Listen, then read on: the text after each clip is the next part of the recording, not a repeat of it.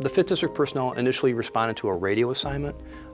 It was a radio assignment person with a knife. When we arrived on the scene, we made a determination we better get in there and save the mother. So I decided to do a forced entry into that location. So Jim is at the forefront. He's leading from the front because he does it all the time. When I entered the building, I took one step in and I looked up to my right and I saw the offender with the knife, and he was already stabbing me in the face. At that time, I thought that was going to be the last day of my life. Once he realized that he had his eye, he's like, okay. He's like, and again, he's just trying to compartmentalize. He's trying to keep it all in stride. He gives direction to the officers. Go to my car, get my trauma kit. When I ran over to assist Sergeant Cascone, I observed that he was bleeding profusely, and there was a number of officers there trying to attend to his wounds. As I was standing in the middle of the street, I couldn't see too much, but I could hear Dawn in the background asking, where the ambulance was. There was some confusion about, the ambulance went to the wrong scene, and that was kind of creating a lot of problems for me on the scene. Dawn used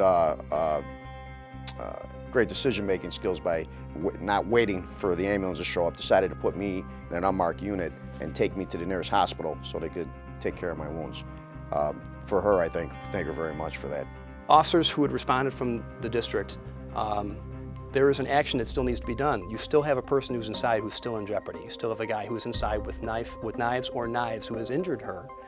She still needs help. What it appears at some point somebody had taken, and I'm going to guess it was probably the offender, had turned off all the pilot lights, blown out all the pilot lights and turned on all the gas, is now trying to flood the home with gas. He calls gas. They get out as quickly as possible. Somebody on scene has the wherewithal, ventilate the place. So they begin breaking windows of the first floor. So they start breaking the windows of the first floor to get that gas out. They make entry again. Once it's safe to do so, make sure the gas is turned off, and they determine he's not on the first floor. At some point at this point, when they're ventilating, the woman stumbles to the front door.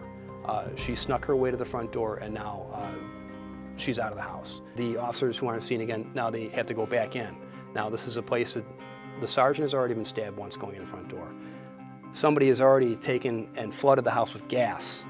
Who knows what else is waiting for them? At which point, Chris pokes his head in, and he sees the guy standing, waiting right inside the doorway with weapons, 2 knives, standing across his chest. They challenge him, order him to drop the knives, and he lunges at Chris, and they wind up firing at him, and they end the threat. Personally, I've worked directly with all of the officers that were on the scene. I can honestly say that I would expect nothing but the best from them, because everything they do, they are just outstanding officers. There are so many facets involved with this. It's definitely the most remarkable situation I think I've ever come across in my career. That's for sure.